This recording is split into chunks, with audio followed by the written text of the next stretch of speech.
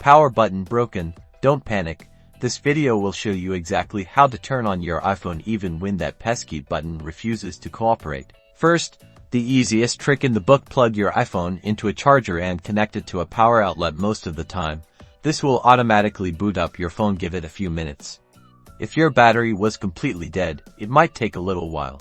If charging doesn't do the trick right away, and your phone was previously on, you might be able to use AssistiveTouch to check if AssistiveTouch is enabled on your iPhone. Ask Siri to turn on AssistiveTouch on your iPhone.